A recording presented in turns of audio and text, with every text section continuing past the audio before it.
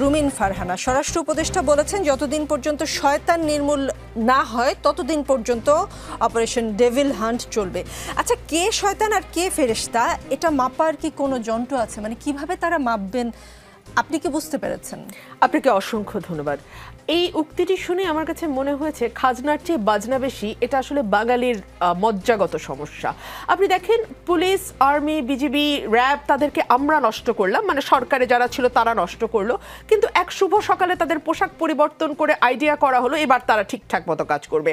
আমরা যে কোনো একটা দেশের আইন শৃঙ্খলা পরিস্থিতি স্বাভাবিক রাখা, আইন শৃঙ্খলার অবনতি হলে সেটাকে শক্ত হাতে বন্ধ করা এবং এই অবনতির সঙ্গে যারা প্রত্যক্ষ কিংবা পরোক্ষভাবে যুক্ত তাদের দল মত, রাজনৈতিক মতাদর্শ, অরাজনৈতিক বিশ্বাস সকল কিছুকে একপাশে সরিয়ে রেখে কেবলমাত্র তার অপরাধের বিচারটি দেশের প্রচলিত আইন অনুযায়ী হবার কথা, এটাই একটা সভ্য রাষ্ট্রে হয়ে থাকে।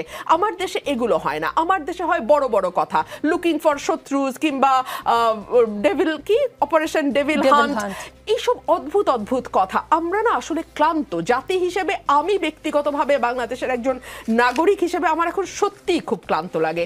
দেখুন নিকোল, গাজীপুরে যে ঘটনাটা ঘটেছে সেই ঘটনায় কারা ঘটালো, কারা মদদ দিল, কারা সেটাতে উস্কে দিল এবং কেন মাঠে পুলিশ এবং সেনাবাহিনী মোতায়েন থাকা সত্ত্বেও এই ধরনের ঘটনা ঘটতে পারলো, সেটা স্বরাষ্ট্র উপদেষ্টার বের করার কথা, তাই নয় কি?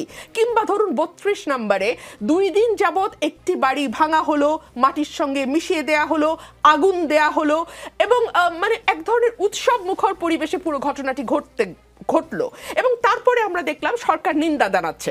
সরকার যদি শক্ত স্ট্যান্ড নিয়ে বলতো আমরা এটা সমর্থন করছি, কারণ জার্মানিতে নাজিদেরকে একেবারে মাটির সঙ্গে মিশিয়ে দেওয়া হয়েছিল, তাদের কোনো অস্তিত্ব রাখা হয়নি, ঠিক একইভাবে আমরা বাংলাদেশেও শেখের কোনো অস্তিত্ব রাখবো না, এটা যদি তারা বোল্ডলি ঘোষণা দিয়ে করতো তাহলেও মানুষ আশ্বস্ত হতো এই ভেবে যে ও আচ্ছা, সরকারের অন্তত নিয়ন্ত্রণ আছে, সরকার জানে ঘটনাটি ঘটছে এবং সরকার এটিকে ঘটতে দিচ্ছে বিকজ সরকার এটিকে সমর্থন করে।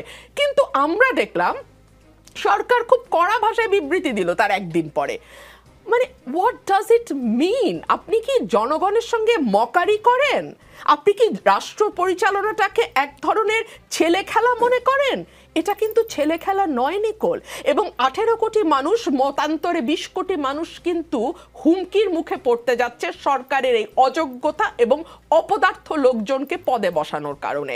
আমরা অনেকেই অনেক আশা নিয়ে এই সরকার গঠন করা হয়েছিল এবং সেই সময়ে বড় বড় সকল রাজনৈতিক দল বলেছিল যে এই সরকার আমাদের সরকার, এই সরকারকে কোনোভাবে ব্যর্থ হতে দেওয়া যাবে না।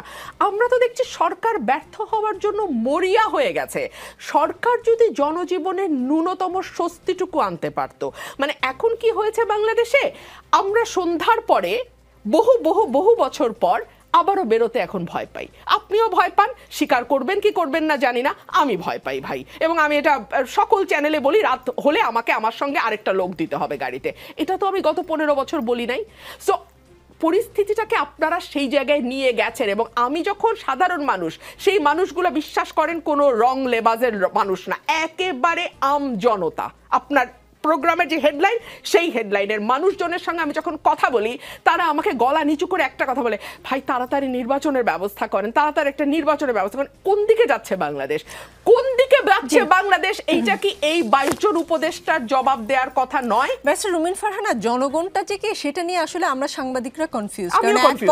এক পক্ষ বলে জনগণ সংস্কার চায়, আরেক পক্ষ মানে আপনারা বলেন যে নির্বাচন চায়। আসলে এই জনগণকে এবং জনগণ কি চায় সেটা নির্ধারণ করার প্রক্রিয়াটা কি, সেটা আসলে খুবই কনফিউজিং।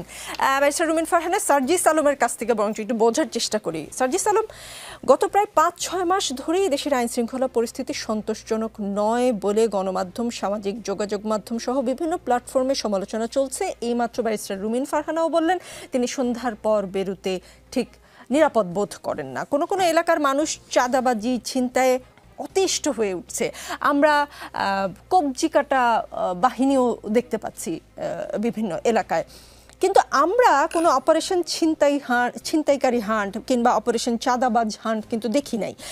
কিন্তু আমরা যেটা দেখলাম, স্বরাষ্ট্র মন্ত্রণালয়ের বিজ্ঞপ্তি বলছে গাজীপুরে ছাত্র জনতার উপর সন্ত্রাসী আক্রমণের ঘটনায় আইন শৃঙ্খলা রক্ষাকারী বাহিনীগুলোর সমন্বয়ে একটি সভা অনুষ্ঠিত হয়, সেখানে অপারেশন ডেভিল হান্ট পরিচালনার সিদ্ধান্ত হয়েছে। আজকে সন্ধ্যা থেকে আবার সেন্ট্রাল কমান্ড সেন্টার কাজ শুরু করলো। গাজীপুরে ঘটনায় কেন স্বরাষ্ট্র মন্ত্রণালয়ের টনক নড়ল? গাজীপুরে কি এমন হয়েছিল যে গত 5-6 মাস ধরে মানুষ আইনশৃঙ্খলা পরিস্থিতি নিয়ে কথা বলার পরেও কোনো হান্ট অপারেশন, ডেভিল হান্ট বা কি এঞ্জেল হান্ট, কোনো কিছুই আসলে আমরা দেখলাম না। মানে আপনারা কি গাজীপুরে এমন কিছু করেছেন যে স্বরাষ্ট্র মন্ত্রণালয়ের টনক নড়ল, নাকি স্বরাষ্ট্র উপদেষ্টার গায়েবালা জানাজা হয়েছে চট্টগ্রামে, সেইটা তাকে খুব মানে টাচ করেছে, এমন কিছু? হ্যাঁ, দেখুন, প্রথম কথা হচ্ছে আমরা আমাদের জায়গা থেকে স্পষ্ট মনে করি যে এই অভ্যুত্থানের পরবর্তী সময়ে যেই আশা প্রত্যাশা নিয়ে এই অন্তর্বর্তীকালীন সরকার বাংলাদেশের মানুষের সামনে এসেছে, সেই জায়গায় অন্ততপক্ষে স্বরাষ্ট্র মন্ত্রণালয়ের কথা যদি আমরা বলি, আইনশৃঙ্খলা রক্ষাকারী বাহিনীর কথা যদি বলি, তারা আমাদের প্রত্যাশার পূরণ করতে পারেনি। আমরা আমাদের জায়গা থেকে শুধু সেদিন নয়, অসংখ্যবার আমাদের জায়গা থেকে বলেছি, যখন আমরা দেখি আমাদের আহত যোদ্ধাদেরকে আবার নতুন করে ছাত্রলীগ, যুবলীগ, আওয়ামী লীগের ক্যাডাররা এসে হুমকি দিয়ে যায়, যখন আমরা দেখি নতুন করে আমাদের যারা শহীদ পরিবার রয়েছে তাদেরকে এসে বলা হয় সন্তান শহীদ হয়েছে, অনেক সম্মান পেয়েছিস, এখন আমরা দেখব সামনে কতটুকু আরও সম্মান পাস, এভাবে যখন হুমকিগুলো দেওয়া হয়। এখন তাছাড়া আমরা যখন প্রত্যেকটি জায়গায় জেলা পর্যায়ে, উপজেলা পর্যায়ে যখন আমরা দেখি প্রত্যাশিত যে আইনশৃঙ্খলা রক্ষাকারী বাহিনীর অবস্থান থাকা দরকার ছিল, কার্যক্রম থাকা দরকার ছিল, সেটি আমরা আমাদের জায়গা থেকে দেখি না, বরং আমরা আমাদের জায়গা থেকে গুরুত্বপূর্ণভাবে, একদম খুবই দুঃখজনকভাবে দেখি এই আইনশৃঙ্খলা রক্ষাকারী বাহিনী বিগত 16 বছরে তাদের রন্ধ্রে রন্ধ্রে যে চর্চাটা একটা চলে এসেছিল, যে ক্ষমতাসীনদের চাটা, এই যে মানে দালালি করার যে চর্চাটা, এটা এখন তাদের ভিতর আবার ঢুকে গিয়েছে। এতদিন তারা 32-এর দিকে যেত, এখন তারা গুলশানের দিকে যাওয়া শুরু করে। আমরা অবাক হয়ে যাই, কোনো একটা কাজে যদি আপনি সচিবালয়ের দিকে যান, দেখবেন কোনো একটা রাজনৈতিক দলের বড় একজন লিডার গিয়েছে, তার চারপাশে একজন অতিরিক্ত সচিব ঘুরে, একজন যুগ্ম সচিব ঘুরে, একজন উপসচিব ঘুরে। ওই রাজনৈতিক দলের ওই ব্যক্তি তো নিজেও জানে না, কিংবা তাকে বাকিদেরকে বলাও হয়নি যে আমি যাচ্ছি আপনারা আসেন, কিন্তু তারা তার পিছনে পিছনে ঘুরতে থাকে। অর্থাৎ এই যে বিগত 16 বছর ধরে তাদের দালালি করার যে রন্ধ্রে রন্ধ্রে একটা চর্চা তৈরি হয়েছিল, এখন তারা সেটিতে ব্যস্ত। এখনও সেটি দেখা যাচ্ছে। এত রক্ত এবং জীবনের বিনিময়ে আপনি যখন নতুন এই বাংলাদেশে এই প্রশাসনের বিভিন্ন মানুষকে বিভিন্ন জায়গায় বসান, ট্রান্সফার করেন, তখন আপনি নতুন করে আবার যে বিষয়টি দেখতে পান যে এই মানুষগুলো এখন জনতার জন্য কাজ না করে আবার চিন্তা করছে সামনে কারা ক্ষমতা আসবে, যেই আসুক। দেখুন, এখানে দল হিসেবে বিএনপি, জামায়াত গুরুত্বপূর্ণ নয়, গুরুত্বপূর্ণ হচ্ছে এই মানুষগুলোর চিন্তা, চেতনা, মনস্তত্ত্ব, তাদের অ্যাক্টিভিটি। তারা এখন ওই মনস্তত্ত্বে আছে এবং তারা এগুলোর পিছনে ছুটছে। ব্যাপারটি এমন নয় কোনো একটি রাজনৈতিক দল তাদেরকে এটি বলেছে। এবং সবচেয়ে বড় যে সমস্যাটি হয়েছে, আমরা দেখেছি স্বরাষ্ট্র উপদেষ্টার পক্ষ থেকে এরকম বোল্ড কোনো স্টেটমেন্ট আমরা আমাদের জায়গা থেকে এইগুলোর এগেনস্টে আমরা আমাদের জায়গা থেকে দেখিনি। আমাদের এই বিষয়গুলো দেখতে দেখতে আমরা যত জায়গা দিকে বলা যায়, আমাদের ছাত্র উপদেষ্টারা রয়েছেন, অন্যান্য উপদেষ্টাদের সাথে, শহীদ পরিবার, আহতদের সাথে যখন তাদের বিভিন্ন সময় বসা হয়, প্রত্যেকটি জায়গায় আমরা এই কথাটি আমাদের জায়গা থেকে উল্লেখ করেছি। কিন্তু আমরা যখন দেখছি ওই গাজীপুরে প্ল্যান করে বৈষম্যবিরোধী ছাত্র আন্দোলনের 30-40 জন প্রতিনিধিকে ওই মোজাম্মেল হোসেনের বাসায় ডেকে নেওয়া হচ্ছে, ডেকে নিয়ে তাদেরকে হামলা করা হচ্ছে, এবং প্রত্যেককে এভাবেই মাথায় কোপানো হয়েছে যেন একটা কোপ দিয়ে একজন মারা যায়। যার হাতে লেগেছে ওকে হাতে কোপানো হয়নি, তার মাথায় কোপানো হচ্ছিল, সে হাত দিয়ে নিজের মাথাকে প্রোটেক্ট করতে গিয়েছিল। তো এভাবে যখন ডক্টররা দেখছে যে তার এমনকি মাথার যে মস্তিষ্ক, সেই মস্তিষ্ক পর্যন্ত দেখা যাচ্ছে, তো ফ্যাক্ট হচ্ছে এটা বৈষম্য বিরোধী ছাত্র আন্দোলন যারা ওই গাজীপুরে এই অভ্যুত্থানের সামনে সারিতে ছিল, তারা শুধু নয়, আজকে তারা এরপরে এই ফ্যাসিস্ট বিরোধী অভ্যুত্থানে যারা যারা ছিল, হোক বিএনপি, হোক আওয়ামী লীগ, হোক ছাত্রদল, হোক শিবির, বিএনপি হোক, জামায়াত হোক, শিবির হোক, ছাত্রদল, যে হোক, যারা এই অভ্যুত্থানে অংশগ্রহণ করেছিল, ধীরে ধীরে প্রত্যেকের দিকে ওই চাইনিজ কুড়ালটি যাবে, ওই রামদাটি যাবে। আমরা আমাদের জায়গা থেকে মনে করেছি সময় শেষ হয়ে গিয়েছে, দেয়ালে এখন পিঠ থেকে গিয়েছে। এখান থেকে যদি স্বরাষ্ট্র মন্ত্রণালয়, স্বরাষ্ট্র উপদেষ্টা, সংশ্লিষ্ট আইনশৃঙ্খলা রক্ষাকারী বাহিনীর যে কোনো ইউনিট, তারা যদি তাদের কাজটা না করতে পারে, তাহলে তাদের এই চেয়ারগুলো তার থাকার প্রয়োজন নাই। আমরা সেদিনই, তারপরের দিন সকাল 11টায় একটি মিটিং হয়, আমরা আমাদের জায়গা থেকে স্পষ্ট করে জাস্ট একটি কথা বলেছি, এটা শুধু গাজীপুর নয়, গাজীপুর একটা এক্সাম্পল যেখান থেকে শুরু হচ্ছে, পুরো বাংলাদেশে এটা ছড়িয়ে পড়বে, ছড়িয়ে পড়তে 1 মাসও সময় লাগবে না। আপনারা এটা গাজীপুরকে দিয়ে শুরু করবেন, কিন্তু এই যে অপারেশন ডেভিল হান্ট, এটা শুধু গাজীপুরের নয়, এটা পুরো বাংলাদেশের জন্য। এবং এখন পর্যন্ত যে প্রায় শতাধিক গ্রেফতার হয়েছে, আমরা প্রতিনিয়ত এটা আপডেট নিচ্ছি, এটা পুরো বাংলাদেশ থেকে হচ্ছে। আমরা জাস্ট আমাদের জায়গা থেকে একটা কথাই বলি, আমরা কোনো উপদেষ্টাকে সামনে রেখে এই অভ্যুত্থান করিনি। এই অভ্যুত্থান জনগণের চাওয়াকে রেখে সামনে রেখে হয়েছে। শেষ করে শুধু আপু, এখানে হাজার মানুষের রক্ত রয়েছে, জীবন রয়েছে।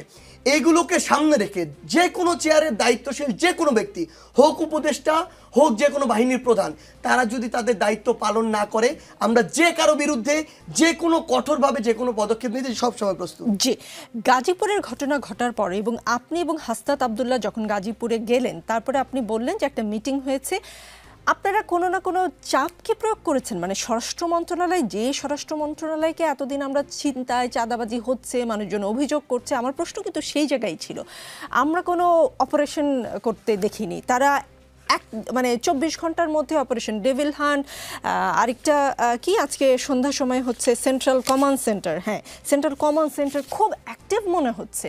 মানে আপনি যে বললেন যে গুলশানে যায়, আগে মানুষ ধানমন্ডির দিকে যেত, এখন গুলশানে যায়, গুলশানে গেলেই কাজ হয় নাকি রূপায়ণ টাওয়ারের দিকে গেলেও কাজ হয় কখনো কখনো? দেখুন, আপনাকে জাস্ট একটা জিনিস বলি, এখানে আসলে কোনো নির্দিষ্ট একটি পথ আসল পথ না, এই পথ হচ্ছে ক্ষমতার পথ।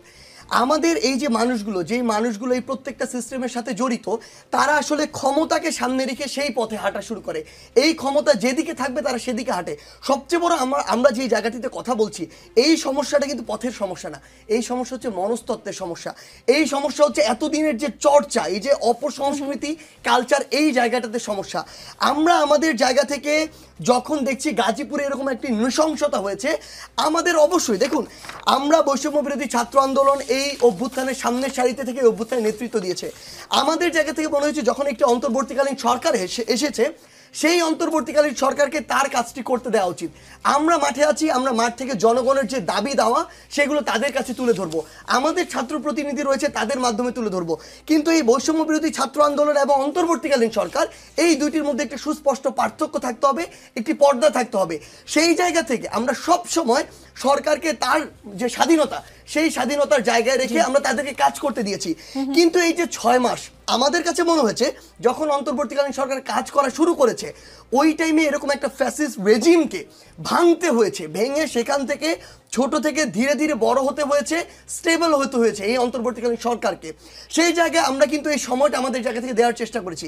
কিন্তু আমরা এখন 6 মাস পরে দাঁড়িয়ে মনে করছি, শেষ করি যে সরকারের কিংবা এই বিভিন্ন মন্ত্রণালয়ের তাদের যে সুপ্তাবস্থা, এই সুপ্তাবস্থা শেষ। এখন যদি তারা তাদের জায়গা থেকে যেই কাজটুকু করা দরকার, যেটা মানুষের প্রত্যাশা, সেটা না করতে পারে, তাহলে আমরা যেভাবে দাঁড়িয়ে গিয়েছিলাম বিগত সময়, আমরা সেইভাবে যে কোনো উপদেষ্টা হোক, যে কোনো চেয়ার হোক, তার বিরুদ্ধে দাঁড়িয়ে